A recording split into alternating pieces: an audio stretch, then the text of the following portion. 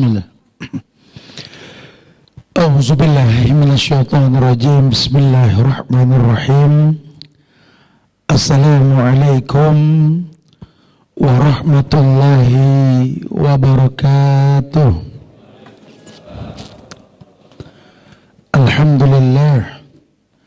Alhamdulillahilladzi arsala rasulahu bil huda wad dinil haqq liyuzhirahu 'ala ad-din kulli wa kafa billahi shahida wa asyhadu an la ilaha illallah wahdahu la syarika lah wa asyhadu anna Muhammadan abduhu wa rasuluh. Amma ba'du fa inna ahsanal kalam kalamullah wa khairal huda huda Muhammadin sallallahu alaihi wasallam wa syarrul umuri muhdatsatuha wa kullu muhdatsatin bid'ah wa kullu bid'atin dhalalah wa kullu dhalalatin finnar. Ma'asyiral muslimin wal muslimat, sedang majelis kajian Kalif Project yang semoga Allah selalu berikan keberkahan dunia dan akhirat. Alhamdulillah, kita bersyukur pada Allah di pagi hari ini ya, menjelang siang Allah mudahkan kita untuk berkumpul di tempat ini, walaupun mungkin dari pagi sudah ada hujan ya, Masya Allah. Teman-teman di Jakarta juga pada kajian di Senopati tadi ya. Alhamdulillah, Allahumma shayban nafi'an, hujan bawa manfaat insyaallah ya.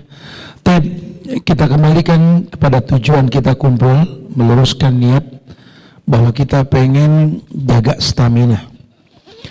Baik stamina diterjemahkan secara fisik, kita butuh stamina untuk berbuat banyak kebaikan, atau mungkin batiniah kali ya.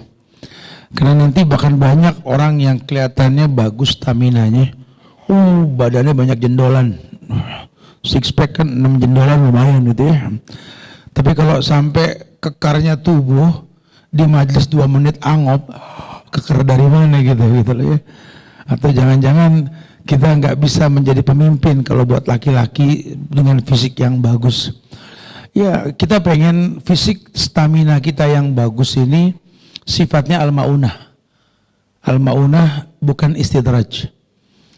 Karena nanti juga kita saksikan dalam sejarah, bahkan di depan mata kita itu ya, orang-orang Yahudi Zionis Israel itu mereka fisiknya bagus-bagus ya. Orang-orang Palestina itu di embargo sama mereka itu dengan fisik yang gak sebaik mereka. Tapi lihat, stamina mereka bukan buat kebaikan. Tapi lihat juga bagaimana Allah kuatkan orang yang fisiknya nggak sekuat orang yang seperti itu, bisa survive, bisa bertahan lah. Ya. Atau kayak kita lihat anak sekarang, ibunya sudah tua renta, sementara dia keren dengan penampilan anak mudanya, masih bergelendot di pundak ibu. Mak, ongkos mak, bensin mak, gitu ya. Suruh pakai androk lagi kayak begini bro, ya, bikin mumet gitu. Jangan dong. Ya, kita minta stamina yang baik ini untuk sesuatu yang baik. Karena Allah akan berikan al-maunah, bukan istidraj. Ya. Nah, ini mungkin ada bahasan khusus. Karena kalau dikaitkan dengan agama, ya, tentu orang pengen punya stamina yang baik itu karena tahu dia pernah merasakan ada kenikmatan dalam beribadah. Ya, sekedar menyambungkan dengan bahasan-bahasan kita sebelumnya. Dulu kan kita bahas dengan teman-teman Kalif Project ini, kita ngebahas tentang halawatal iman ujungnya ya. Bagaimana bisa merasakan manisnya iman, nikmatnya ibadah. Ya, karena kalau kita lihat sejarah para sahabat dulu, mereka tuh meninggal, mati di medan tempur dengan badan yang tercabik-cabik dengan pedang, tertancap oleh panah musuh itu sambil senyum karena melihat sorga.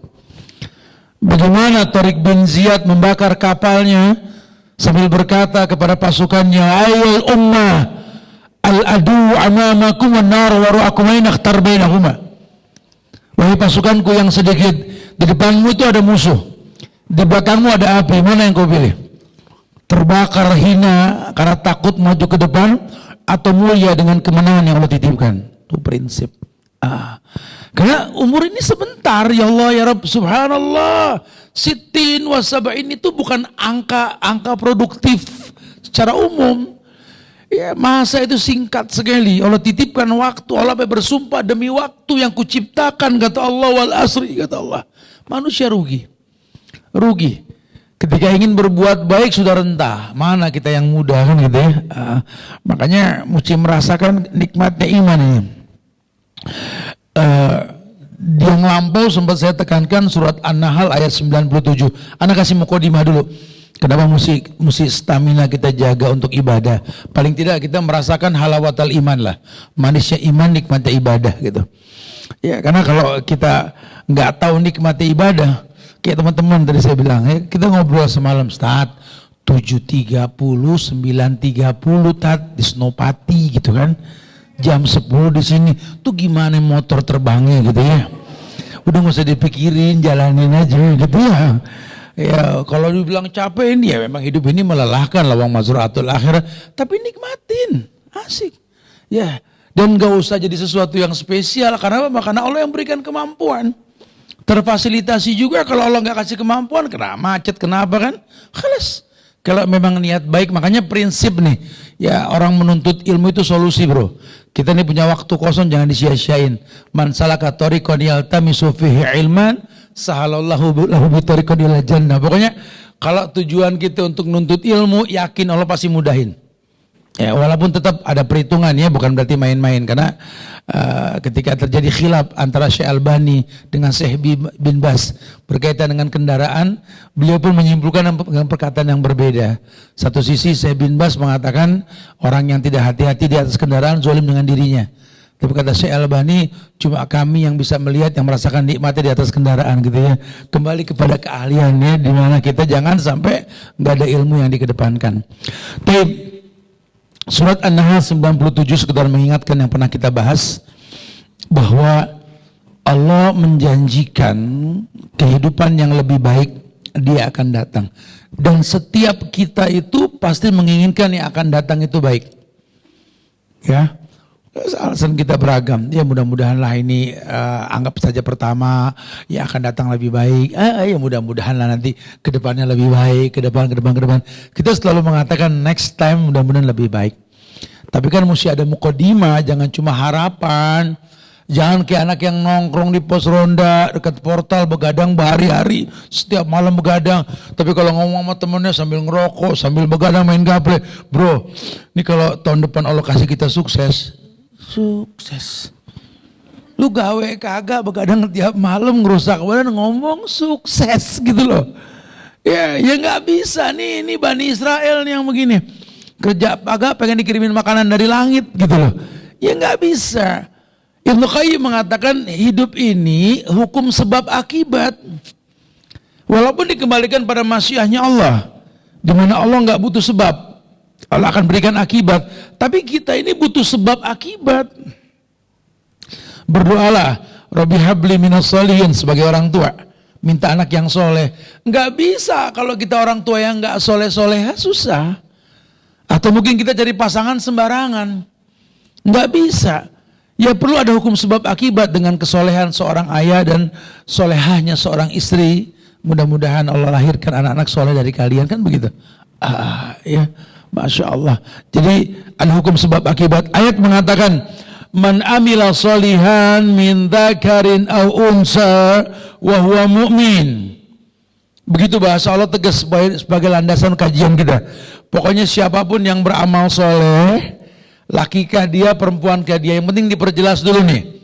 Kita mau beramal soleh. Kalau memang laki-laki pengen beramal soleh, harus tahu laki-laki itu apa, jobnya apa, kerjanya apa. Baru kita ngomong kesolehan buat laki-laki. Seperti perempuan juga sama. Ya karena nanti khawatirnya ada perempuan yang gregetan jobnya laki dipegang.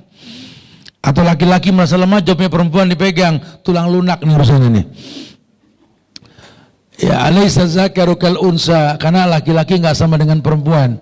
Kalau Quran bilang waqarna fi buyutikunna, sebaik-baik tempat buat perempuan di rumah. Dan sebaik-baik perempuan itu yang betah di rumah. Laki-laki kebalikannya, nggak boleh betah di rumah. Jadi ibu jangan paksa, ya Allah Ustaz, suami saya nggak betah di rumah Ustaz, gitu loh. Emang harus Bu. Jadi kalau udah betah di rumah, ibu yang pusing. Dulu ada yang minta Ustaz, doain Ustaz, ya Allah, sini berumah tangga LDR Ustaz, setahun sekali ketemu suami, ya udah syukurin aja Bu. Satu waktu nanti Allah akan mudahkan. Doain Ustaz, insya Allah ketemu lagi. Gimana Bu? Alhamdulillah sih, sekarang sudah per 6 bulan dia pulang. Alhamdulillah, cuma 6 bulan Ustaz, ya Allah gitu lah. Doain aja udah sih Bu, sabar aja terus, nikmatilah. Alhamdulillah, tiap bulan, gimana Bu? Itu tiap bulan sih, cuma kan ya Allah kan sebulan 30 hari Ustaz, ya Allah gitu loh. Ya udah sih syukurin aja sih, alhamdulillah ya. Gimana? Ya Allah Ustaz, tiap hari di rumah enak lagi Ustaz, gitu kan tuh. Emang orang nggak ada selesainya ya kalau bicara keinginan manusia, nggak ada selesainya. Ya kita bicara kualitas lah, bukan kuantitasnya kan, harusnya kan gitu ya. Khalas, nikmati. Ukurannya Allah. Ya, mau lama, mau sebentar, yang penting ibadah bagaimana kan gitu ya. Mau kaya, mau miskin, yang penting kan ibadah. Ukuran itu ibadah. Kenapa? Karena Allah ciptakan kita untuk itu. Makanya mukadimahnya barang siapa beramal soleh. Amal soleh itu bahasa Arab, amal perbuatan soleh itu benar. Barang siapa yang berbuat sesuatu yang benar, biasa berkaitan dengan ibadah nih. Ya, min dzakarin au unsa, lakikah dia, perempuankah dia. Ya, yang penting dia beriman. Artinya amal soleh dibatalin sama Allah kalau iman dipertanyakan. Berarti tugas kita ini menstabilkan iman setiap hari. Ya paling tidak zikir pagi petang deh. Jangan sampai dilewatkan nih. Ya karena stabilisasi iman. Bukankah iman naik dengan ketaatan, turun dengan kemaksiatan, betul? Yang tahu turun naiknya iman kita yang punya iman, orang nggak ada yang tahu. Paling tidak bangunlah pagi, bangunlah subuh lah, ya sholatlah berjamaah, kemudian zikirlah. Zikir pagi, asbahna wa asbahal muluk lillah, seterusnya. Allahumma bika asbahna wa bika amsayna wa bika nahya bika namut wa ilaikan nusur. Nanti sore juga begitu, amsayna wa amsal muluk lillah. Bas. Jadikan awal harimu mengingat Allah, jadikan awal malammu juga mengingat Allah. Ya, karena kalau kamu sudah ingat Allah, Allah yang bilang, ya, alladzina amanu wa tatma'innu qulubuhum bidzikrillah. Karena orang yang beriman, yang ingat Allah, hatinya tenang. Pagi tenang, malam tenang. Kalau pagi peruntukannya nyari dunia. Nyari dunia kita kalau tenang, Masya Allah. Ya yakin saja sudah, karena nggak nyari pun rezeki ada. Dicari berkualitas. Ya, laki-laki suruh keluar, jangan ngendon di rumah, jangan dipegangin aja, suruh keluar. Nabi yang nyuruh. Laki itu kayak burung, yakdu himason wa taruhu bitanan.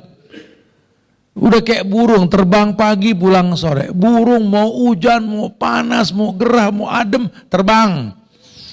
Tapi ada kewajiban balik. Anggaplah dengan bahasa bijaknya, kita pergi karena tanggung jawab, pulang karena cintalah sama keluarga, gitu ya, bahasanya seperti itu. Jadi diperjelas. Kemudian kalau kita sudah tahu bahwa kita disuruh beramal soleh yang Allah janjikan kehidupan yang lebih baik, bahkan balasan yang lebih besar ketimbang kebaikan yang kita lakukan, wala najziyannahum ajrahum bi ahsani ma kanu ya'malun, surat An-Nahl ayat 97 tadi, Allah perintahkan kita untuk minta tolong. Tapi bahasa Allah tuh di Al-Baqarah ayat 45, kata Allah, wasta'inu bis sabri was salah innaha lakabiratun illa 'alal khashiin. Nah, jadikanlah sabar dan sholat sebagai penolong, dan sesungguhnya itu berat. Itu berat. Kita disuruh minta tolong dengan sabar dan sholat itu berat. Tapi orang yang khusyuk nggak berat. Orang yang khusyuk, antakhsha'a qulubuhum li dzikrillah. Orang-orang yang khusyuk, orang-orang yang tahu. Surat Al-Hadid ayat 16 kalau salahnya khusyuk yaitu ya. Jadi innaha lakabiratun illa 'alal khashiin. Sabar dan sholat itu berat. Tidak beratnya cuma buat orang yang khusyuk. Illa 'alal khashiin, khusyuk. Siapa orang yang khusyuk? Al-Hadid ayat 16. Al-Hadid ayat 16 Allah berfirman, ya, kata Allah, Ya, di situ antahsya'a qulubuhum li dzikrillah. Allah mengatakan bahwa alam ya'ni lil ladzina amanu antahsya'a qulubuhum li dzikrillah wa man nazala minal haq. Orang yang khusyuk itu orang yang belajar pendidikan mental. Pada setiap kejadian yang dia rasa, dia pelajari. Pelajari bahasa kita itu muhasabah, introspeksi diri. Kenapa begini, kenapa begitu? Ya, zaman kita sekolah dulu ada buku yang kenapa begini, kenapa begitu, betul ya? Diajar orang tuh supaya open dengan kenyataan. Supaya kamu nanti kenal Allah. Supaya kamu ngerti, kamu ini diuji apa diazab. Kenapa begini, kenapa begitu? Atau jangan-jangan memang kamu tahu ini ada masyiahnya Allah. Ya. Jangan salahkan Allah terus dalam takdir yang kau rasa. Kadang-kadang kita suka ego, kalau nikmat kita nggak terima kasih sama Allah. Kalau lagi masalah baru kita ngadu sama Allah. Kita kan begitu. Giliran untung nggak kedengeran. Susah seantero tahu dia lagi susah. Ganti status. Akoh lagi susah gitu. Lu seneng gak ngomong. Ya. Yang begini nih ya, giliran lagi melas di pojokan nunggu dikasihanin. Giliran senang gak kelihatan batang hidungnya. Jangan. Apalagi kita kalau berteman tuh ya Rob subhanallah ya. Susah seneng tuh kita ada keterbukaan lah di antara kita. Pertemanan secara umum ya, bukan cuma teman yang gak ada ikatan batin. Ya orang tua nomor satu teman kita itu. Karena Allah mengatakan wasahibhuma fid dunya ma'rufa. Jadikan kedua orang tuamu teman yang ma'ruf. Orang tua nomor satu, baru kemudian yang nggak ada bekasnya tuh, ya ada anak kita, ada adik kakak kita yang akur tuh teman kita yang nggak pernah ada bekasnya tuh, baru kemudian teman hidup yang kita pilih untuk jalan sama kita. Cari sahabat hidup, bukan pelampias syahwat. Karena ada masa di mana Allah ikat kita ini misakon goliso karena Allah. Suruh dia begitu. Ya. Nah dia akan merasakan nikmatnya hidup, nikmatnya ibadah. Nah orang tuh bisa menjaga stamina, dan nanti ada lebih dari 10 penyebab terjaganya stamina ya. Cuman saya pengen tekankan dulu alasan kita ini membaguskan stamina untuk ibadah. Yakni kita mesti cinta ibadah. Bagaimana orang bisa meraih kenikmatan dalam ibadah, Ustadz? Ulama mengatakan ada beberapa cara penyebab terjadinya kenikmatan dalam ibadah.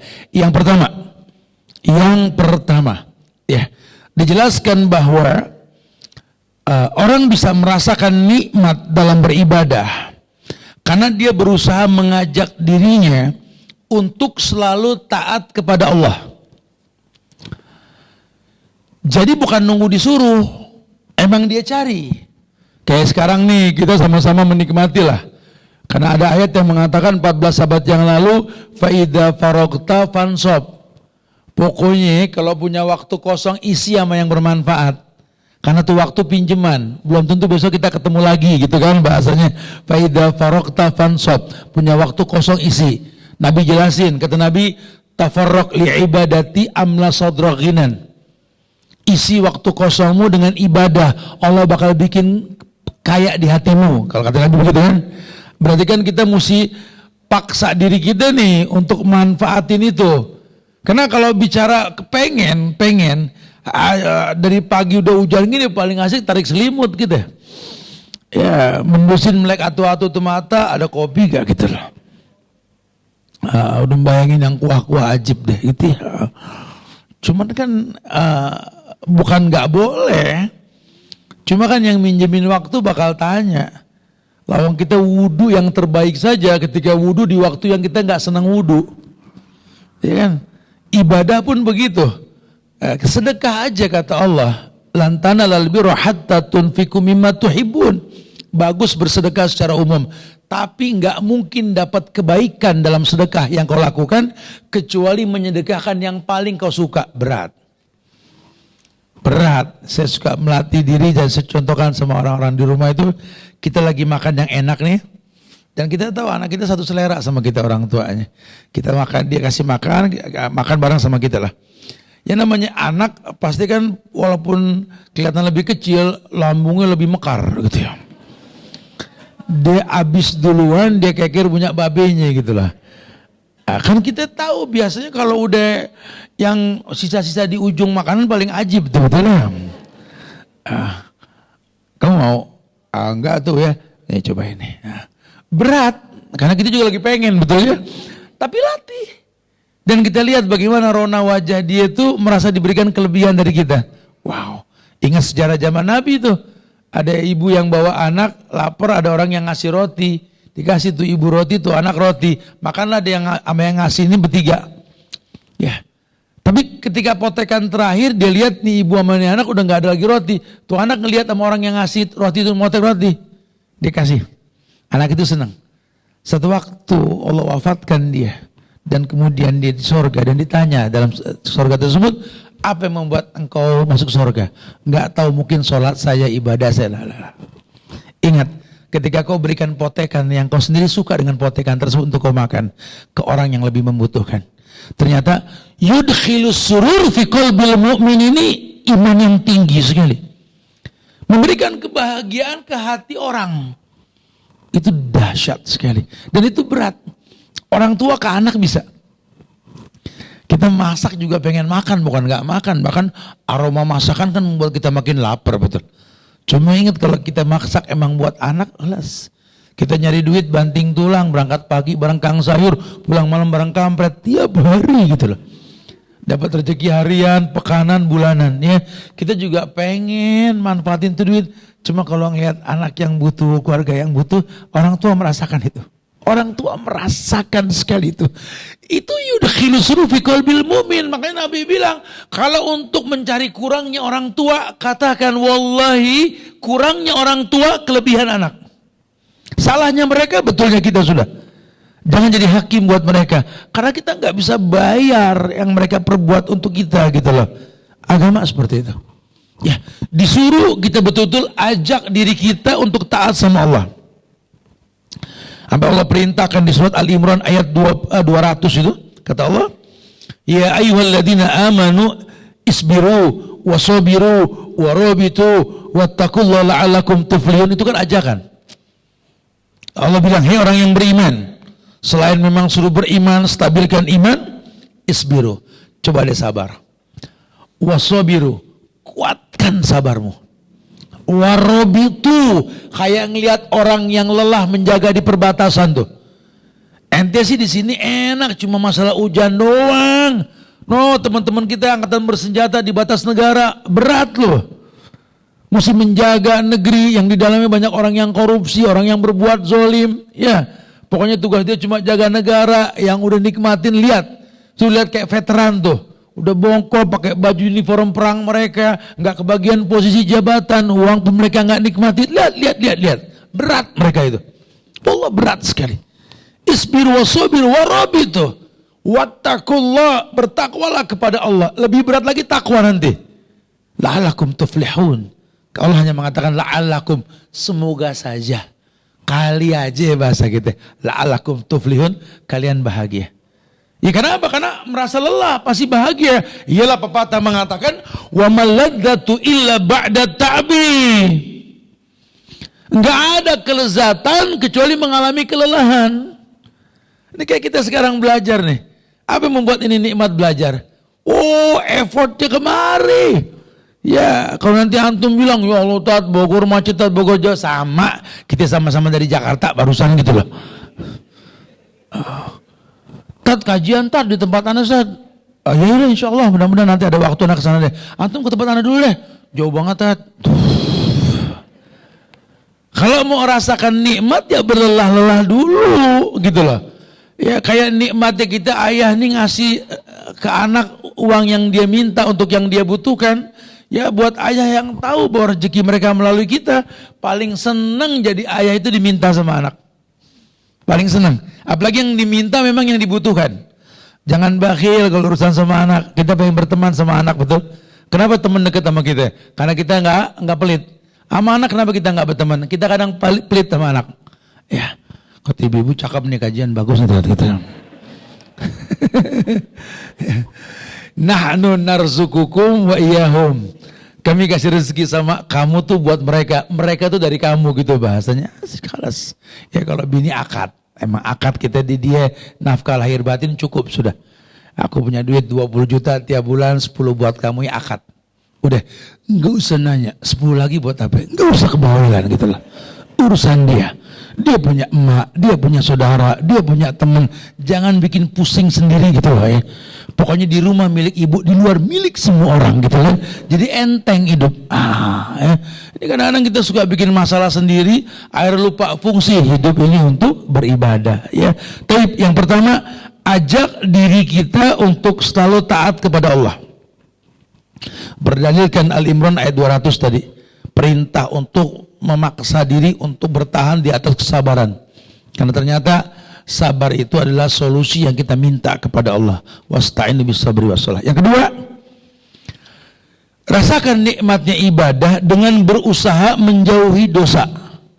Kita nggak ada yang nggak berdosa, pasti berdosa. Cuma berusahalah untuk menjauhi.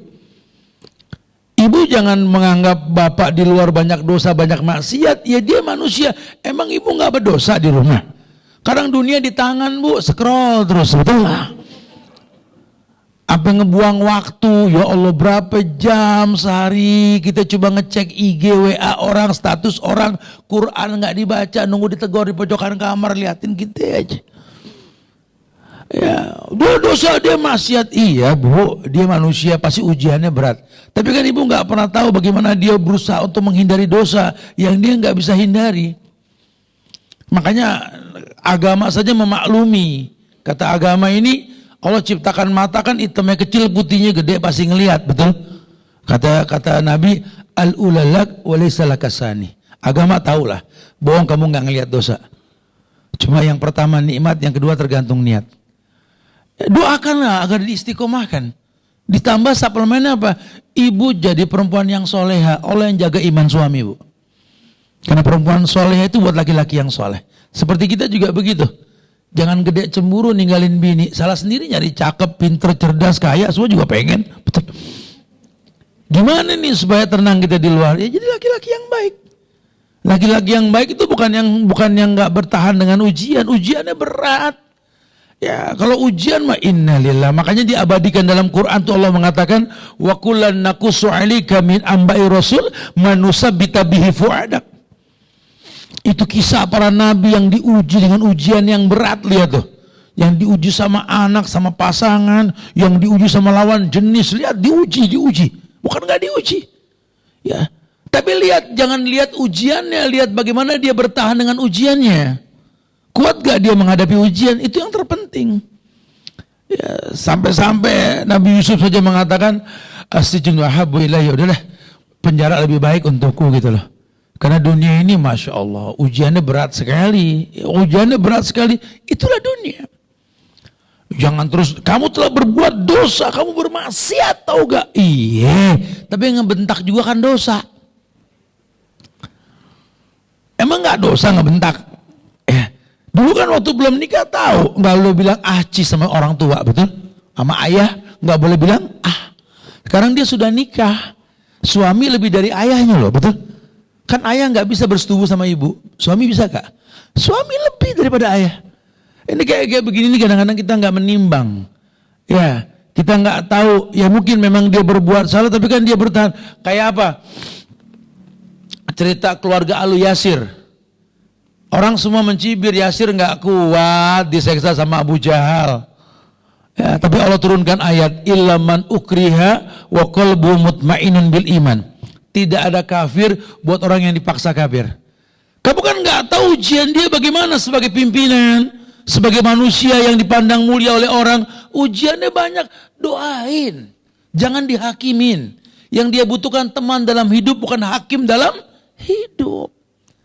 Ini yang kadang-kadang kita suka salah. Makanya di situ Nabi Muhammad mencontohkan kenapa dia menikah dengan Khadijah, lebih tua, janda 2 kali lagi, Nabi laki yang ketiga. Karena dia butuh teman hidup, bukan pelampias syahwat, bukan hakim dalam hidup. Dia butuh orang yang memaklumi, yang zamiluni, yang menutupi dengan selimut. Dia butuh orang yang betul-betul bisa survive dengan dia. Makanya Aisyah dengan kecantikannya seakan-akan bangga keberadaan dengan Muhammad. Dia katakan kau telah diberikan kemuliaan dan kemuliaan setelahnya. Dimuliakan dengan Khadijah, dimuliakan dengan Aisyah. Ya, justru kata Nabi, jangan kau bandingkan dirimu dengan dia. Dialah perempuan yang pertama beriman denganku. Dan dialah perempuan yang sujud di belakangku pertama kali. Dan dialah orang yang betul-betul memberikan nikmat kepadaku berbentuk harta yang disedekahkan. Dan dialah orang yang betul-betul memberikan nikmat anak untukku. Bahkan Khadijah mengatakan, kalaupun tak lagi ada yang kumiliki untuk wahai Muhammad, jadikanlah tulang-tulangku sebagai jembatan engkau untuk melangkah sukses. Subhanallah. Jadi lihat. Kita butuh partner dalam hidup, baik rumah tangga maupun persahabatan. Bukan teman yang masukin orang kering tinju, maju bro, gue liatin dari sini. Bukan gitu bahasanya. Bukan begitu. Merasakan kenikmatan. Makanya mereka orang yang berusaha untuk memaksimalkan kebaikan, untuk menjauhi dosa. Kenapa bahasa menjauhi dosa, Ustaz? Karena ternyata dosa yang paling tinggi kan syirik. Allah mengatakan inna syirka la zulmun azim. Syirik kezaliman yang besar. Wa maliz zalimina min ansor. Dan Allah tidak akan pernah menolong orang yang berbuat zalim. Supaya kita rasakan nikmatnya hidup, pandai-pandailah menghindari kezaliman dosa tersebut. Ya tentu caranya berteman dengan orang baik, ya, orang-orang yang mengingatkan kita untuk berbuat baik. Teman yang kita tahu lah, gue kalau dekat dia pengen sholat aja hawanya, emang dia muadzin gitu kan. Gue kalau dekat dia pengennya ke masjid aja, emang dia marbot atau apalah bahasanya. Anak kalau ketemu teman itu hawanya emang, tau deh kayak hawa-hawa Idul Fitri dekat dia, emang dia besi sarung, betul ya? Hubungannya sarungan gitu ya. Yang ketiga, supaya kita merasakan nikmatnya ibadah ini, kata ulama, tinggalkan minum dan makan, pembicaraan juga yang berlebihan. Ya, mulai kurang-kurangin lah. Ya, jangan sampai berlebihan. Ya, nikmat minum, jangan sampai hilang nikmatnya karena kekenyangan. Nikmati makan. Jangan sampai hilang itu kenikmatan makan karena kebanyakan. Ngomong juga sama. Kita ngomong nih, orang lagi asik, udah jangan terus-terusan, tinggalin. Ya, biar orang ada kangen sama yang kita omongin. Ya, kalau kita terus aja nanti orang boring. Ya manusia ada batasannya. Ya, semua yang dia miliki ada batasannya. Likulli syai'in ajal. Semua ada batasannya gitu lah. Surat Al-A'raf ayat 31 Allah berfirman. Al-A'raf. Kata Allah, kulu washrabu wa la tusrifu. Innahu la yuhibbul musrifin. Kulu, makanlah. Ya, washrabu, minumlah. Wa la tusrifu, jangan berlebihan. Innahu la yuhibbul musrifin. Karena Allah enggak suka sama orang yang lebay. Ya. Bahkan Allah contohkan, kalau memang ada 12 bulan dalam setahun, jangan semuanya makan minum. Ya sebulan deh puasa Ramadan. Atau kalau memang udah merasakan puasa, karena Allah iklankan puasa, wa antasumu khairun lakum. Puasa itu baik untukmu, gitu kan? Ayo dah latih dengan yang sunnah untuk datang cintanya Allah. Karena Allah mengatakan, la yazalu abdi yataqarrabu ilayya bin nawafil hatta uhibbahu. Ketika kau bisa menghiasi yang wajib dengan yang sunnah, aku jatuh cinta, kata Allah. Ayo Senin Kemis, Ayyamul Bid, puasa Daud, atau nih bulan Allah, bulan Rajab. Ya, Rajab ini kita nggak usah dibingungin. Puasa sunnah, tinggal baca bukunya, nggak ada dalil yang sahih. Bukan berarti meninggalkan Rajab, bukan. Terus gimana Ustaz? Jadikan Rajab ini kenikmatan dalam agama. Apa? Beribadahlah di bulan Rajab. Dia puasa sunnah di bulan Rajab banyak. Bersedekah bisa, baca Quran bisa, silaturahmi bisa, datang ke majelis ilmu juga bisa. Ya, kenapa? Karena memang lipat gandaan pahala di bulan Allah. Jadi dia berusaha untuk memaksimalkan waktu. Karena kalau dia berlebihan untuk urusan makan, minum, ngomong, akhirnya terbengkalailah waktu. Maka Allah mengatakan kan rugi, demi waktu manusia itu rugi. Waktunya hilang tanpa ada makna. Waktu muda, waktu sehat, waktu kaya, waktu kosong, nanti kita bahas lah habis ini. Kata apa? Manfaatkan yang 5 sebelum datang yang 5 nanti kan ya. Iya, kalau nggak rugi. Rugi, wallah rugi. Badan lagi keker-kekernya, bukan banyak berkarya malah banyak selfie. Ngapain? Nggak ada orang masuk surga bareng selfie, nggak ada gitu loh. Bukan nggak boleh sekedar buat dokumentasi diri after before atau before after gitu. Ya nggak apa-apa, cuman buat apa gitu loh, buat apa? Karena dulu juga Heraklius keker, pengikutnya juga keker, Hamzah juga keker. Hamzah tuh paman Rasul tuh ya. Bahkan kalau antum baca sejarah Hamzah, Hamzah itu ya, dia kerjaannya berburu singa. Dan kalau dia sudah menangkap singa, dia gendong singa ya. Kemudian dia bawa pedang di tangan kanannya. Orang ngelihat dari kejauhan Hamzah tuh gendong-gendong singa. Singa tuh 300 kilo digendong sama Hamzah. Jadi nggak usah ngomong Hamzah six pack, nggak usah ngomong gitu sudah ya. 300 kilo digendong sama dia nih gitu lah ya. Ya tapi untuk apa? Untuk jihad, melindungi Rasul. Ya sampai titik darah penghabisan. Dia wafat di Uhud karena kezoliman. Ya dicuri oleh Wahsy kan. Lihatlah besarnya hati Nabi memaafkan Wahsy. Cuma Nabi gak mau ketemu. Manusiawi. Manusiawi. Ya lihat. Mereka orang yang betul-betul memaksimalkan diri mereka untuk itu. Makanya dijelasin ya. Kalau fisik sih kita gak bisa komplain ya. Ada yang kontet, ada yang jangkung, kurus, makan banyak tetap kurus ya. Ada yang mungkin gemuk ya. Kadang-kadang gemuk bukan masalah makan, baca menunya nambah sekilo gitu ya kadang-kadang. Baru punya ide. Ya salah ya akhi. Antum mau kurus, mau gemuk, tinggi, pendek, krempeng, dedek, terserah Allah. Yang penting antum enggak malas ibadah gitu loh. Karena kan hari gini orang ngomong kata Umar bin Khattab ini itu doif. Daif, antum kalah sama saya sudah gemuk tetap eksis jadi imam di Haramain betul? Antum six pack ikro 2 nggak naik betul? Apain? Bukan berarti kita nggak boleh sehat ya. Kalau sehat memang lillah karena Allah, ayolah kita maksimalkan ya. Seperti jangan hilang begitu saja. Makanya dikatakan sama Nabi, ma malabna Adam wi'an saron min batni bihasbi ibni Adam luqaimat yadman biha salbu. Fa in kana la mahala fasulusun li ta'ami wa sulusun li sarabi wa sulusun li nafasi. Nabi yang bilang begini, anak Adam mesti tahu nih, mana labna Adam yang salin bat nih. Tidaklah anak Adam dikitin anak Adam. Ya, mengisi sebuah bejana tempat wadah diisi lebih buruk ketimbang perut yang dia punya. Ya, karena anak Adam itu punya bejana yang kalau nggak diisi badannya komplain. Ya, kuat cuman gemeter ya, keringet dingin ya, seperti itulah. Cukuplah bagi anak Adam kata Nabi ya.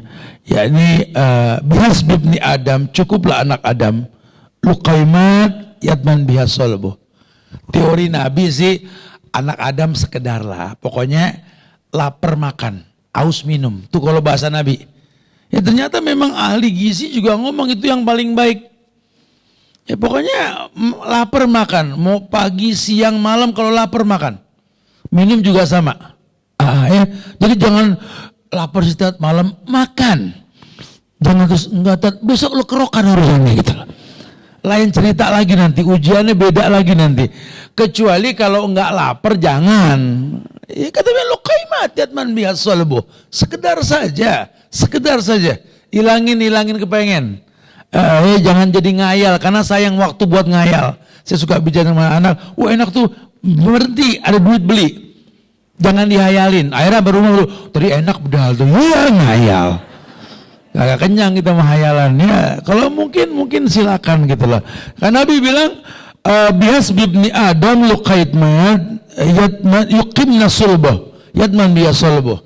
Cuma sekedar untuk menegakkan tulang ekor. Ya jadi kalau kita harus makan juga yang berkualitas karena targetnya tegak tulang ekor. Artinya dengan makan kita bisa beraktivitas. Ya, jangan nggak ada manfaatnya. Fa in kana la mahalah.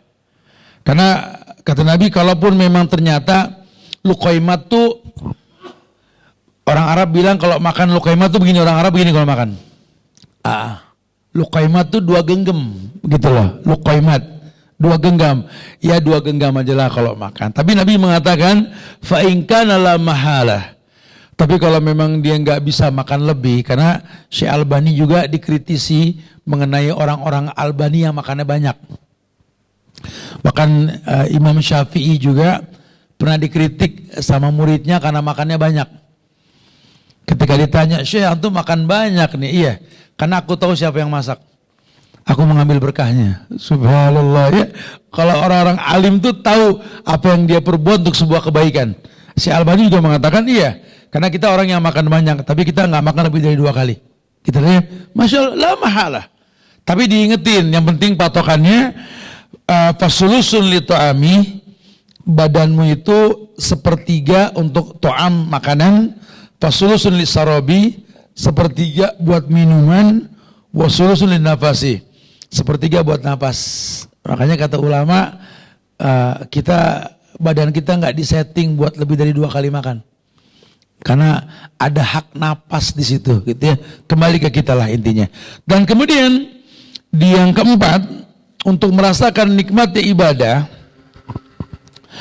kita disuruh meresapi bahwa ibadah yang dilakukan itu dalam bentuk sholat, puasa, haji, sodako, ini wujud ketaatan kita kepada Allah.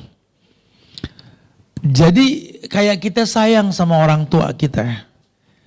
Banggalah kalau dia suruh kita bisa. Nak sini, siap mah. Nak sini, siapa? Kenapa? Bangga aja bisa bermanfaat buat orang tua. Gitu loh. Atau mungkin seperti kita bangga ngundang teman untuk sesuatu yang baik. Senang aja. Ya Allah, ahlan wa sahlan. Ya Allah, senang banget antum datang. Seperti senangnya Abu Musa al-Asy'ari dengan tamu. Ya. Karena ternyata la yadkhulul jannah man la yukrim dhaifahu. Nabi pernah bilang, tidak akan pernah masuk surga orang yang tidak memuliakan tamu. Ya. Ya Allah, afalnya anak ngerepotin antum. Lah, antum bawa berkah buat anak. Double berkah pagi ini. Nabi doakan, Allahumma barik li ummati fi bukuriha, berikan berkah pada umatku di pagi hari. Antum tamu bawa berkah. Disitulah pentingnya silaturahmi. Temui keluarga kita di hari libur, temui kakek kita, nenek kita, atau adik kakek nenek kita, atau mungkin orang tua, nggak ada orang tua, om kita, tante kita tuh orang tua, kita temuin. Udah, temuin. Jadikanlah qurrata ayun buat mereka. Nggak usah berdebat. Modal ilmu yang 2 kali kajian galak sama tante, nggak usah. Tante, qala Allah wa qala jangan, ya mungkin tante kita kerudungnya belum syar'i, ya jangan nih tante ini kerudung ahlun nar, nggak gitu loh. Ya bawakan yang bagus, tante coba deh, ini nih yang lebih syar'i nih, karena di Quran bilang nih, coba tante pakai. Ya Allah tante, masya Allah cakep banget, serius kan, seneng dikinjongin gitu ya, bagi kagak ngoreksi mulu, subhanallah. Kadang-kadang kita sambil disuguhin makan sambil ngomel. Makan dia yang masak, tante kita, om kita. Di meja dia di rumah dia ambil makan. Nih tante, makannya haram tuh. Karena kita tuh kayak begitu ya. Akhirnya kita nggak good looking nantinya. Jangan lah ya. Sudahlah, dakwakan dengan yang baik ya. Coba resapi ibadah itu bentuk ketaatan kita kepada Allah. Ya. Karena gini. Kalau betul dia meratapi nikmatnya ibadah, Allah bilang kita nggak punya takut untuk mengkritisi, tapi tetap nggak menimbulkan keburukan, karena hubungan kita itu ibadah, mengingatkan juga ibadah, di mana ibadah tidak boleh merusak ibadah, gitu ya. Islam tawarkan rubah dengan tangan atau dengan lisan atau doakan. Jangan gara-gara kita mengkritisi dengan atas nama ibadah, hubungan kita rusak. Jangan ya. Karena ibadah tidak boleh merusak ibadah. Ya. Surat Toha ayat 112. Toha ayat 112 nih. Allah berfirman. Kata Allah, "May ya'mal minas shalihat wa huwa mu'min, fala yakhafu zulman wala hadman." Nah. Ini bahasa Allah nih. Allah bilang, "Man ya'mal minas shalihat." siapapun yang mengerjakan amalan-amalan soleh, wahwa mu'min, dan dia dalam keadaan beriman, fala yakhafu zulman, maka dia tidak khawatir akan perlakuan yang tidak adil dari orang ke dia. Walahadman, dan dia tidak akan tidak merasa kurang haknya gitu loh. Karena hari gini banyak orang berbuat baik takut dikesampingkan sama orang. Kita mau adakan event nih, situ aja jangan dah, gue kalau ada dia kaku, gue males. Tuh kan orang suka pikir begitu kan. Jadi aku tuh serba salah, pengen menegakkan yang hak, cuma jadi kesannya orang kalau ada aku tuh jadi tegang gitu ya. Sebenarnya sih enggak. Kalau caranya betul enggak. Karena hukum asal orang yang belajar agama dan ngerti agama, hukum asalnya itu punya sifat penghuni surga. Qaribin hayyin sahlin. Harusnya orang kalau sudah betul dalam beragama pasti gampang akrab. Ini ada masalah di kitanya nih. Kadang-kadang kita lupa, namanya belajar itu peruntukannya diri, keluarga, baru orang lain. Kita kadang-kadang enggak, baru paham diri belum ngerjain, keluarga juga belum tahu, pengen orang lain tahu, itu berat. Agama khalas ya akhi. Agama diri, keluarga, baru orang lain. Biarlah orang melihat biasan agama dalam diri kita. Ya, kenapa? Karena kita nggak bisa ngukur baju orang dengan baju kita atau sebaliknya. Ya, Nabi nggak paksakan sahabat mirip Rasul karena nggak mungkin.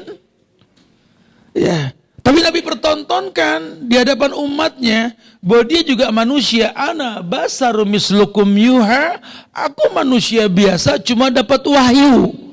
Maka Nabi punya sahabat dekat yang namanya Khulafaur Rasyidin, betul? Tetap beliau butuh ngobrol, padahal beliau gak usah ngobrol juga, Allah turutin. Agar tahu aku ini uswatun hasanah, contoh buat kalian.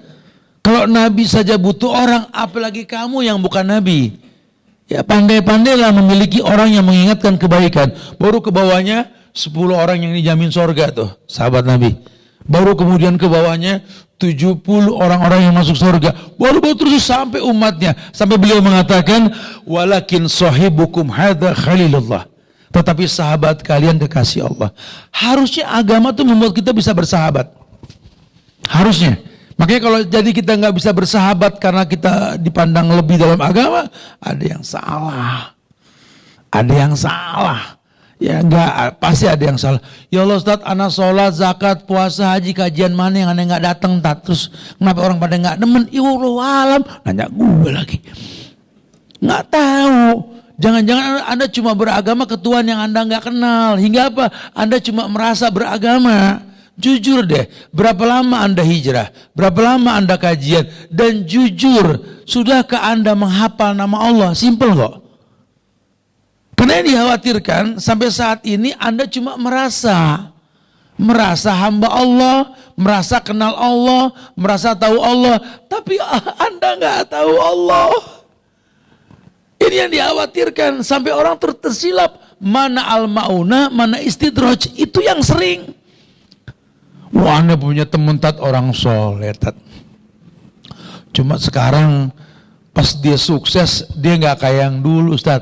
Itu istidraj, bro. Ya, karena gini, orang tuh mau seneng, mau susah, mau seneng. Kalau betul-betul al-maunah, makin seneng, makin dekat sama Allah. Tapi ada orang nanti yang ketika dia susah dekat, seneng tuh jauh dari Allah, itu istidraj. Nggak tahu, kita berhusnuzon lah ya. Tapi ada penyebabnya pasti.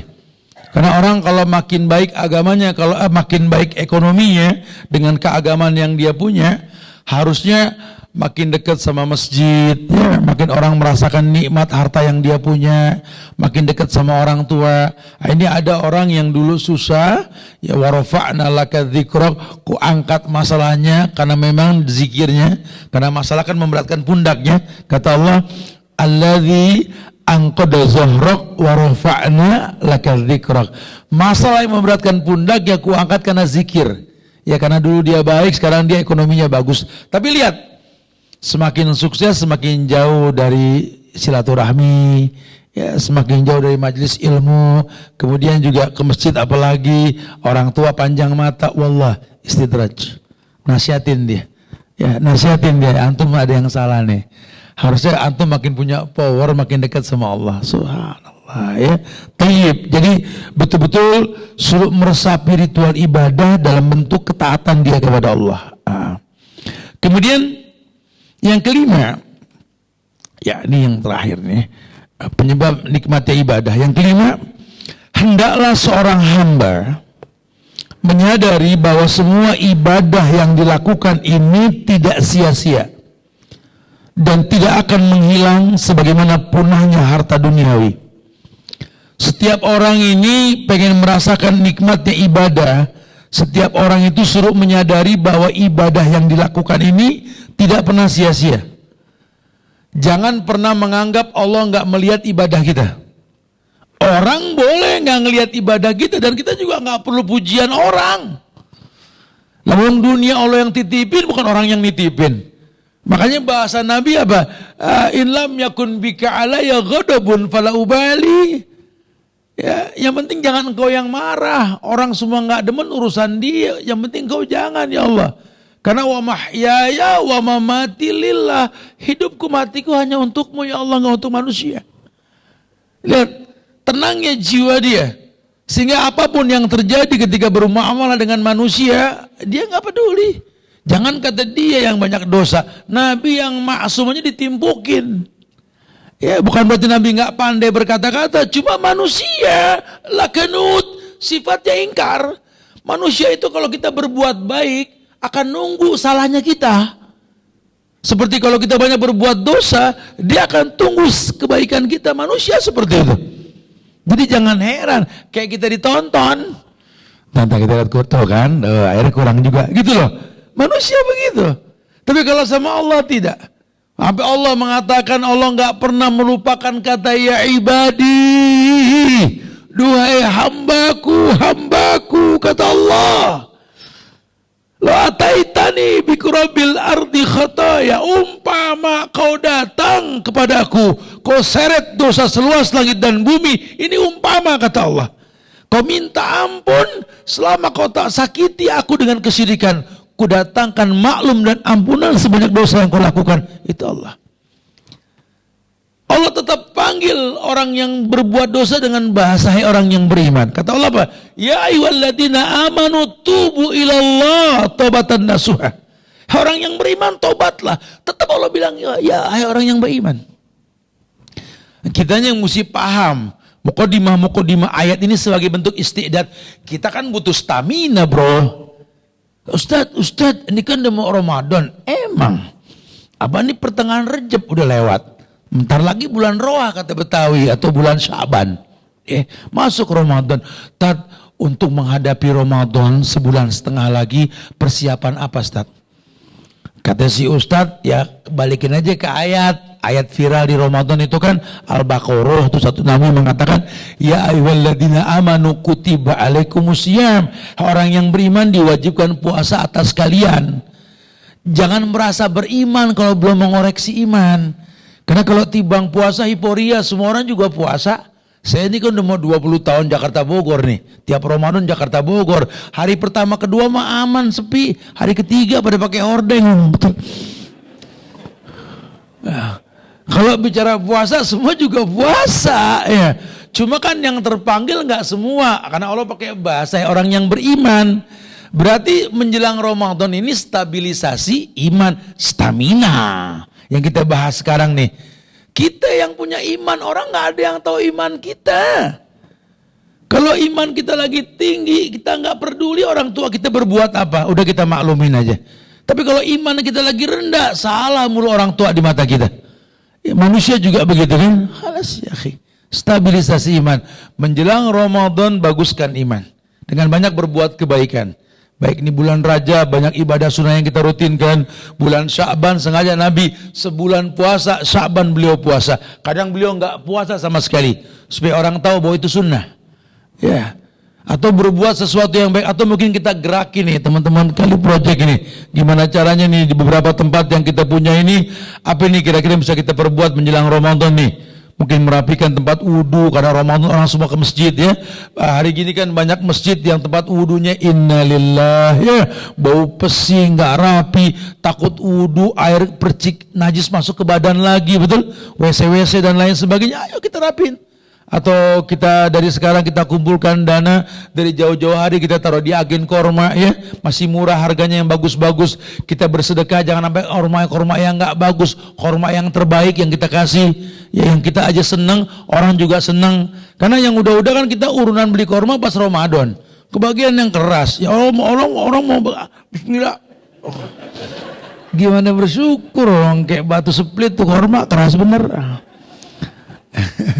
kan kalau kita ditanya sama sunnah berpuasa itu apa Ustaz? Ya makan korma. Yang pertama tuh korma ya. Cuma kan doa Nabi zahabad dhoma, ngaitinnya agak susah nih ya. Kalau memang Nabi itu bukannya dengan korma, terus kenapa doanya zahabad dhoma? Telah hilang haus. Yang ngilangin haus apa ya? Air. Tapi kan memang sepakat ulama bilang Nabi itu korma, berarti kan korma yang berair, betul? Bismillah, namanya rutop, berair, baru udah basah karena dengan air liur dhahabad dhoma. Karena kalau korma kayak split dhahabad dhoma kagak pas tuh bacaan gitu. Ini nih kalau mau kita detailin bahasannya, berarti kan kalau bisa berikan yang terbaik. Ya, karena dari jauh-jauh sudah kita kumpulkan. Ini sih rencana-rencana baik lah ya. Karena dalam Islam kan niat baik aja pahalanya satu kan. Itu kan stabilisasi iman. Ya atau apalah ya, kita masih punya orang tua di kampung ya. Mungkin aku nggak datang malam takbiran karena tahun ini doakanlah aku pengen itikaf mah. Ya, nanti pulang sholat id baru ke rumah. Tapi mama nggak usah khawatir, papa nggak usah khawatir. Ini 1 bulan ini kalian nggak usah masak. Udah aku booking tuh restoran Padang. Oh masya Allah. Ya booking doang ya. Atau apalah bahasa. Bikin orang tua seneng. Ya Allah nak, udah mah ya. Aku cuma pengen kalian ibadah khusyuk. Aku dengar kata Nabi, tertunda kiamat kalau masih ada orang tua yang beristighfar di malam hari mah. Tolong khusyuklah buat anak-anakmu ini mah. Lihat. Ya, syukur-syukur ada rezeki nanti mah. Pengen banget ya Allah tawaf sama kalian di Ka'bah nanti mah. Masya Allah, paling gak niat aja dulu. Ya niat pahalanya jelas kok. Ini kita kadang-kadang niat kagak, ya akhirnya yang ada sia-sia waktu yang kita miliki. Taib ya, itu 5 penyebab ibadah itu nikmat. Nah, dengan 5 tersebut gimana Ustaz? Supaya kita bisa punya stamina Ustaz. Baru kita masuk babnya nih. Jadi tadi baru mukadimah tuh, belum bahas ya. Kita apa maghrib? Ya, tapi baru kita masuk nih. Ya semampunya kita kaitkan dengan pada zuhur kali ya, supaya jangan terlalu menegangkan juga bahasannya. Tapi bro, kita tanya jawab dulu apa enggak? Langsung dulu. Taib, ya. Tanya jawaban nanti udah dikumpulin pada zuhur ya. Iya, sudah tahu tentang nikmatnya ibadah. Oh iya Ustaz, taib ya. Allah berikan kepada kita kenikmatan dalam beribadah sehingga kita akan menjaga stamina buat itu. Ya. Maka ada beberapa penyebab terjaganya stamina dalam ibadah kita kepada Allah. Penyebab yang pertama, ketika kita tahu bahwa tadi saya sempat sampaikan surat Hud ayat 120 tentang kisah yang diabadikan dalam Quran. Wa kullan naqussu 'alaika min ambai rasul man nusabbita bihi fu'adak ya. Surat Hud ayat 120 tuh, cuma saya enggak sebut ayat tadi ya. Iya, di situ dijelaskan bahwa Allah itu telah mengabadikan semua cerita dalam Quran. Nah, kalau memang kita pengen jaga stamina iman kita di badan kita ini, kita disuruh membiasakan mengembalikan semua kepada Quran yang kita baca. Karena dunia walaupun secara teori itu bulat lonjong ya, kita akan berjalan berputar bertemu dengan titik yang sama. Orang bisa tersesat di dunia ini. Ya, secara fisik maupun secara batin. Ya, makanya dijelaskan bahwa dzalikal kitabu la raiba fihi hudan lil muttaqin. Itu Quran enggak ada keraguan di dalamnya. Hudan, petunjuk lil muttaqin, buat orang yang bertakwa. Kita disuruh mengembalikan semua problematika hidup kita kepada Quran yang kita baca. Wallahi, di Quran semua ada. Ya, kalau memang pengen jaga stamina iman kita supaya kita nggak suuzon sama Allah, tolong tadaburi Quran dan pahami maknanya. Anda yang berkeluh kesah susah ngedidik anak pada bengkelai melulu, kan ada cerita Adam dan Hawa. Ya, Anda yang pegel sama pasangan, lihatlah bagaimana ceritaannya Nabi Allah Nuh, ya, dengan istri dan anaknya, dimana kalau ayahnya baik, mamahnya nggak baik, anak pasti nggak baik. Atau sebaliknya, ya, dimana ayahnya nggak baik, mamahnya baik, anak baik, insya Allah. Kenapa? Karena perempuan itu madrasah, ukurannya itu. Ya, jadi betul-betul jadi tolak ukur perempuan. Makanya agama memandang perempuan 4. Yang pertama, perempuan itu baju. Yang kedua, perempuan itu harsun ladang. Yang ketiga, perempuan itu apa? Madrasah. Yang keempat, cermin. Lihatlah bahasa agama. Kira-kira nanti kalau kamu berumah tangga, bisa gak jadi 4 itu? Yakin sama dia kamu bisa. Kalau gak yakin, jangan dipaksakan. Ya, karena nanti banyak orang berkeluh kesah. Aku tuh pengen jadi baju, cuman buat dia ogah banget. Aku udah terlanjur gitu. Gak bisa berkeluh kesah, berilmu sebelum beramal. Suruh balikin ke Quran deh. Karena orang-orang dulu aja, orang-orang kafir, di surat Al-Furqan ayat 32 tuh, mereka kayak kesel banget sama Quran. Tuh ada asbabun nuzul. Nabi nggak ngejawab, Allah yang jawab. Memang Quran kalau kita lihat susunannya kan Al-Fatihah, Al-Baqarah, Al-Imran, terus ya sampai An-Nas. Tapi kenapa yang turun yang pertama Iqra, yang kedua Al-Mudassir, sampai Al-Imran ayat 3, Al-Yawma akmaltu lakum. Sebagian mengatakan surat apa? Idza ja'a nasrullahi wal fath, gitu kan? Kok beda sama susunan Quran? Karena bicara asbabun nuzul. Ya, Quran turun seperti yang sekarang kita miliki susunannya, tapi turunnya dengan asbab. Allah turunkan yang pertama Iqra dulu buat Muhammad, bukti kenabian, Al-Mudassir bukti kerasulan, terus sampai nanti cerita tentang Ghulibatir Rum, terbukanya Romawi yang bukan di zaman Nabi, di zaman Umar Ibn Khattab, sehingga ketika Umar bisa mengalahkan Bizantium dengan pasukan Abu Ubaidah bin Zarrah itu ya. Kata Umar, aku nggak heran, bukan karena aku mampu, karena janji Allah. Buat aku bukan masalah menang menaklukkan Bizantium, bukan. Tauhid tegak tidak. Karena kalau menang Allah sudah janji, kamin fiatin qalilatin ghalabat fiatan katsira biidznillah. Tapi permasalahannya tegak tauhid tidak. Kalau masalah dapetin dia aku bisa, cuma kira-kira dengan dia ke surga tidak, tuh yang cerdas. Kalau cuma masalah franchise, buka cabang usaha atau buka ini, buka itu, aku bisa. Cuma kira-kira dengan usaha yang baru, makin dekat gak aku sama Allah? Itu yang cerdas gitu loh. Karena gak bersilap di benak dia kecuali menginginkan kembali kepada ibadah, tauhid. Makanya dulu orang-orang dulu udah nitipin kata di undang-undang dasar itu. Ya. Ini bukan karena kami pandai silat dengan bedok Betawi ya, atau celurit Madura atau rencongnya Aceh, bukan. Atas berkat rahmat Allah.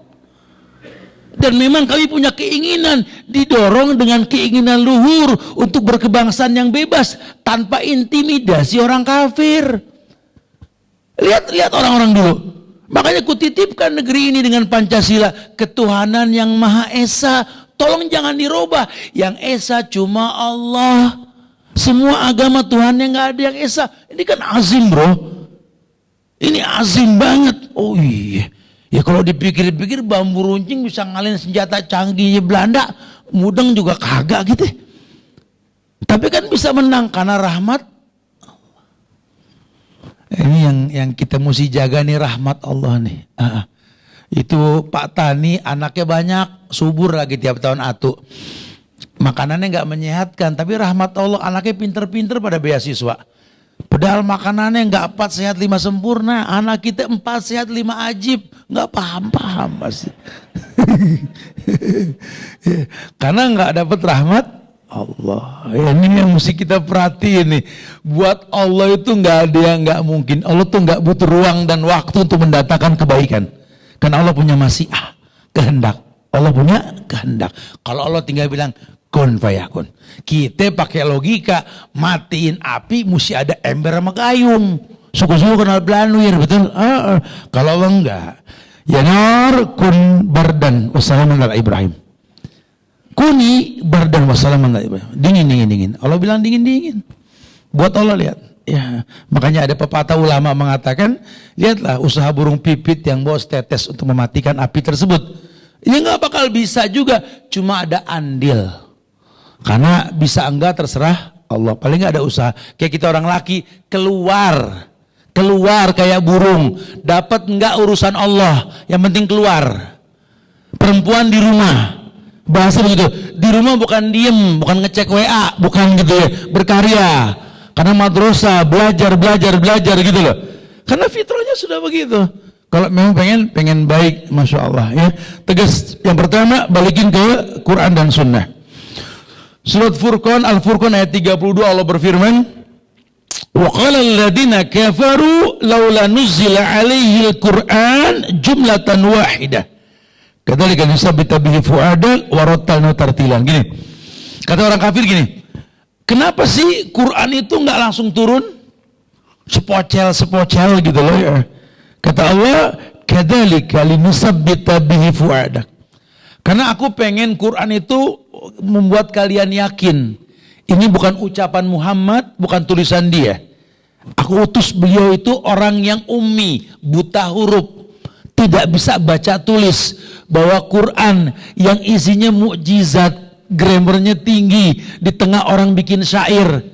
Abu Lahab, Abu Jahal nih pakar syair, geleng pala. Karena dia kenal nih ponakannya ini nggak sekolah, non akademik, bawa Quran geleng pala. Makanya Allah bilang, linusabita bihi fu'adak. Aku pengen itu Quran bikin kamu mantap. Cuma sayangnya sekarang banyak orang bisa ngomong anak bahasa asing tapi buta Quran. Sayang sekali, bukan nggak boleh kita dapat dengar dari ceramah orang asing. Kayak kemana acara connect, ustadznya pakai bahasa Inggris, ya boleh. Cuma ya sayang gitu loh. Kenapa ketika kita umroh nggak paham itu syekh pada ceramah? Bukan nggak boleh, boleh. Cuma kan kalau bahasa Arab kan lebih azim, punya tafsir. Al-Fatihah itu 7 ayat yang diulang-ulang. Tafsirnya 70 ontak bawa itu nggak akan pernah cukup bawa itu. Karena azimnya tafsir. Ayo dong. Linusabbita bihi fu'adak, supaya kamu mantap. Ini Quran kalamullah. Sampai Syekh Abdul Razak dalam majlis mengatakan, ya kalau orang pengen dekat sama Allah, baca Quran. Itu kalamullah. Ini kita kadang-kadang sesibuk apa sih tiap hari sampai enggak baca Quran? Sesibuk apa kita sampai enggak ngelihat Quran? Allah, jujur aja. Padahal Quran sekarang udah bukan lagi di Quran buku tebal di pojokan masjid ya. Handphone kita semua punya aplikasinya. Sesibuk apa kita sampai enggak baca Quran? Padahal kalau ngelihat sahabat, 5 ayat terjemahkan. Balikin ke hukum asal, kita baca Quran. Jangan cuma takjub. Aku dengar Ustaz katanya Abu Hanifah dalam Syiar Alam Adumal Imam Az-Zahabi tiap Ramadan hatam 80 kali tat Quran. Itu gimana cara bacanya? Lu tanya sama Abu Hanifah nanti gitu loh. Jangan cuma takjub. Ya kok mereka bisa di zaman gak kayak sekarang tuh Quran tulisannya. Ya di zaman gak kayak sekarang semua orang dikasih kemudahan. Kok bisa? Cari tahu. Imam Syafi'i di surat An-Nisa ayat 115 dalam tafsir surat An-Nisa di surat tafsirnya Ibnu Katsir ya, dalam bab yang kedua pada buku tersebut dikatakan bahwa aku berdiam diri selama 3 hari di rumahku dan kuhatamkan Quran 3 kali. Itu gimana caranya Ustaz? Nggak usah bicara cara gitu loh. Ada usaha aja dulu. Ya karena agama enggak menyuruh kita hatam tiap hari, tiap sekian hari, enggak. Baca. Sempatkan diri untuk baca Al-Quran, itu yang pertama. Kalau pengen stabil stamina iman kita, tolong jangan sampai enggak baca Quran, enggak mengembalikan semua pada Quran. Jangan kayak orang kafir tadi ya yang dibikin bingung sama Quran. Allah pengen linusabbita bihi fuadak warattalnahu tartilan. Rattalnahu tartilan apa artinya? Dibaca dengan tartil, teratur dan benar. Tartil itu teratur dan benar supaya paham makna. Jangan cuma buat gaya-gayaan. Hari gini kan pada gaya-gayaan, baca surat Maryam, betul ya? Pakai jas, kadang-kadang kur bareng-bareng berapa orang, ngevlog. Ya Rabbi subhanallah, ya akhirnya Quran hilang fungsi, ya hilang fungsi. Jangan jadikan Quran sebagai petunjuk kalau pengen stamina iman kita stabil, yang pertama begitu, ya. Tayyib. Yang kedua, pengen stabil iman, pengen Ustaz, gimana caranya? Yang kedua, suruh beriman kepada Allah dan beramal soleh. Ini kita pernah bahas di kajian kita yang lampau tentang manisnya dunia, pahitnya neraka di awal-awal kajian kita deh. Saya memberikan ada 12 penyebab, 12 hal yang mesti kita lakukan untuk bisa survive. Ya, yang pertama ilmu, yang kedua ini beriman kepada Allah. Ya, beriman kepada Allah dan beramal soleh. Karena orang kalau sudah beriman, sudah beramal soleh, Allah jadikan hatinya mantap. Jangan kata yang hidup, yang mati saja. Allah bilang di surat Ibrahim ayat 27.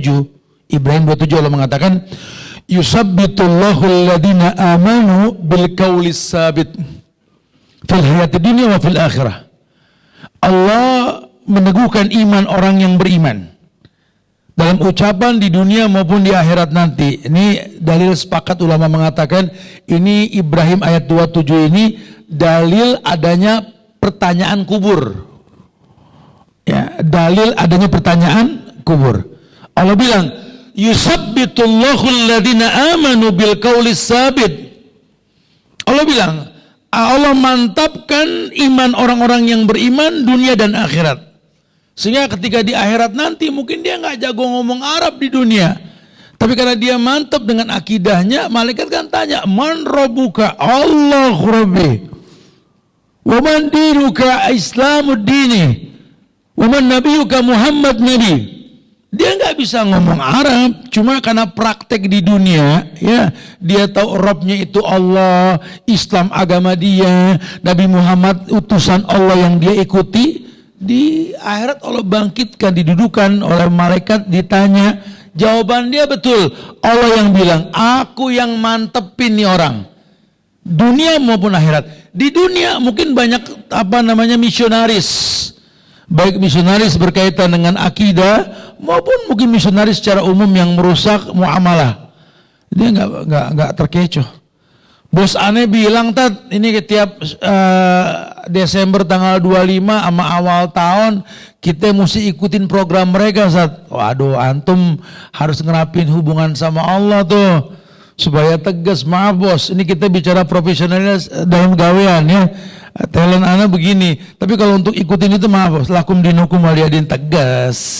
Ya, Anda kan pegawai di sini. Ini sebenarnya kita nih mau bikin pesantren apa mau bikin kantor gitu loh.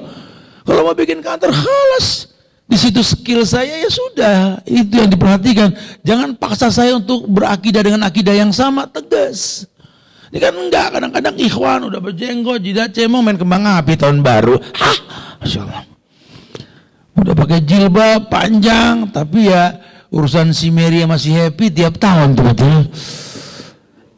Kita nggak punya akidah, kita nggak mantap. Allah bilang, aku mantapkan iman orang yang beriman dunia dan akhirat.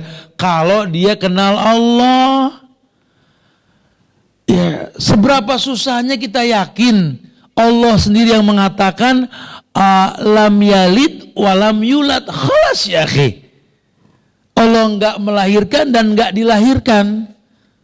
Kita mau gimana lagi sih kalau nggak pakai itu ayat? Bahkan Allah bilang lakum dinukum Bahkan Nabi pun dipaksa begitu sama pamannya sendiri kan, yang menguntungkan dia, menjaga dia. Udah Muhammad, kamu setahun di agama kita setahun di agama situ, saling mencobalah. Kita lihat toleransinya. Turun ayat lakum dinukum, kita juga sama diuji begitu. Khalas ya akhi. Ya. Di mana kita mesti ngikutin perintah manusia sementara kita melantarkan syariat Allah? Ya seberapa susahnya sih Tat, pohon cemara sama salju-saljuan. Ya udah kagak nyambung juga, makanya baca surat Maryam coba, jangan cuma ngeplok doang masalah surat Maryam, pelajari tafsirnya coba. Bagaimana Allah perintahkan kepada Maryam untuk menggoyang-goyang pohon korma ketika melahirkan Isa. Di situ menandakan perempuan punya power yang laki nggak punya ketika melahirkan itu. Ya, cuma bukan itu masalahnya. Ini pohon korma, kenapa? Karena di Palestina pohon korma, hubungan sama pohon cemara apa coba gitu. Ditambah dengan salju lagi, nyambungnya apa? Ketahuilah musim korma itu musim panas, betul? Matangnya korma kan dengan angin panas. Apa hubungan sama salju? Kita dioongin, subhanallah. Heran tuh kita masih nggak ilmiah gitu loh. Makanya di awal kita bahas tadi di Al-Hadid, i'lamu, berilmulah yang ilmiah sedikit. Jangan taklid, jangan ikut-ikutan, digiring kita sama orang yang nggak kenal agama, disatuin itu agama tiap di ujung tahun. Loncengnya Kristen kumpul di situ, trompetnya Yahudi ditiup di situ, api yang dibakar Majusi, yang bakar kita, yang lonceng kita, yang niup trompet kita. Sadaqallahul azim. Selesai, logo N. Ayo dong ilmiah sedikit ya supaya kita bisa mantep nih. Caranya bagaimana? Bagusin hubungan kita sama Allah. Bagusin hubungan kita sama Allah. Jangan kaleng-kaleng. Ngaku hamba Allah, tapi sampai sekarang kita nggak hafal nama Allah. Ngaku pengen deket sama Allah, ya Allah jangan tinggalkan aku, tapi nggak mau ngaji. Sedekat-dekat hamba dengan Tuhannya kan ketika sujud atau ketika dia baca kalamullah. Tuh buktiin. Tenangin hati kita dengan mengingat Allah. Ya. Baru kemudian yang ketiga, kita break dulu habis ini, laksanakan zuhur dulu. Yang belum wudhu silakan wudhu dulu. Ya, yang ketiga itu diperintahkan kita untuk mentadaburi kisahnya orang-orang dulu yang Allah katakan as-sabiqun as-sabiqun ulaikal muqarrabun fi jannatin na'im sullatum minal awalin wa qalilum minal akhirin. Orang-orang terdahulu ya sepertiga orang-orang dulu yang dijamin surga dan sedikit dari akhir zaman ini, betul? Tapi lihat, tadaburi cerita mereka. Tadaburi. Ya, yang laki lihat para sahabat, yang perempuan lihat sahabiat. Ya. Lihat bagaimana Allah muliakan mereka dengan kemuliaan yang banyak. Sehingga kalian bisa tahu orang-orang dulu itu betul-betul berilmu. Contoh yang paling gampang. Ada perempuan pernah dengar yang namanya Aisyah binti Tolha. Aisyah binti Tolha. Ya, Aisyah binti Tolha ini ya dia pernah dalam ceramahnya itu di zaman tabi'in. Orang bilang ini kalau lihat Aisyah binti Tolha ini kayak ngelihat bidadari yang Allah turunkan dari sorga. Sudah cantik, cerdas, agamanya bagus. Dia bercerita tentang kedokteran, dia bercerita tentang rasi bintang-bintang. Orang tanya, dari mana kau belajar ini? Dari mana kau tahu wahai Aisyah? Aku belajar dari bibiku Aisyah binti Abu Bakar. Lihat perempuan-perempuan dulu. Kebayang ketika kita merasa pandai dengan ilmu yang kita baca. Sekarang orang dulu lebih tahu langsung keilmuan tersebut di zaman belum ada fasilitas. Ya, padahal kalau mau asik Aisyah binti Nabi atau Aisyah binti Tolha tadi ya. Ya Allah, mereka orang yang dimuliakan karena Aisyah binti Tolha ini Tolha bin Ubaidillah, sahabat Nabi yang dijamin surga, betul? Aisyah yang satu binti Nabi. Ya Allah, kalau tuh perempuan mau udah tinggal uncang-uncang angge-angge nih kaki. Lu pada nggak ngaji, laki gue Rasul kan gitu ya. Tapi tidak, dia belajar karena agama personal. Ya karena bini Rasul masuk neraka ada zaman Nabi Nuh. Hari ini kita enggak, lu enggak ngaji, laki gue ustad gitu loh. Lo kamu enggak ke masjid, udah gampang imamnya abah gitu loh. Bukan begitu. Agama personal antara kita dengan Allah. Karena tiap manusia tercipta dengan misi yang sama. Agama bukan keturunan. Ya inna akramakum indallahi atqakum. Coba tadaburi deh. Lihat bagaimana Allah ciptakan kemuliaan di masa lalu. Lihat bagaimana cara hidup Nabi. Nabi yang mengatakan, ana basaru mislukum yuha. Aku manusia biasa, cuma dapat wahyu. Mempelajari mereka akan menenangkan hati kita. Tadi itu surat Hud ayat 120. Wa kullan naqussu 'alaika min ambai rasul ma nusabbita bihi fu'adak. Dengan kamu pelajari para nabi dan rasul dengan cerita yang diabadikan dalam Quran, manusabbita bihi fu'adak, Allah bilang akan membuat hatimu makin mantap. Kami teguhkan hatimu, dalam surat itulah datang kepadamu kebenaran serta pengajaran peringatan bagi orang yang beriman. Lihat. Ya, sama kayak Ramadan nih, persiapan kita mau Ramadan, ya kan? Wallahi Allah mengatakan kama kutiba alal ladina min qablikum. Seperti diwajibkan orang sebelum kalian. Udah kalian gak usah khawatir. Yang kalian rasa besok Ramadan, orang dulu juga sama. Kenapa mereka nggak ada keluh kesah? Karena mereka membaguskan iman. Buat mereka itu persiapan Ramadan 11 bulan. Untuk berjumpa dengan yang 1 bulan. Kalau kita kan bahasanya 1 bulan Ramadan ini suplemen buat 11 bulan ke depan, betul? Kalau sahabat tidak, 11 bulan yang mereka perbuat untuk berjumpa dengan Ramadan yang sebulan. Kenapa? Karena di bulan Ramadan ada lipat gandaan pahala yang gak dimiliki bulan lain. Ini bulan Quran. Hari biasa ngaji alif lam mim, alif 1 lam 1 mim 1, pahalanya Ramadan alif 10 lam 10 mim 10. Masya Allah, apalagi di ujungnya ada Lailatul Qadar. 1 malam kalau bisa kita survive untuk bisa i'tikaf, lebih baik dari 1000 bulan. Tapi kan bukan cuma janji. Janji Allah pasti, kitanya bisa gak meraih janji. Bagaimana bisa meraih janji? Balik lagi tuh ayat awal tadi.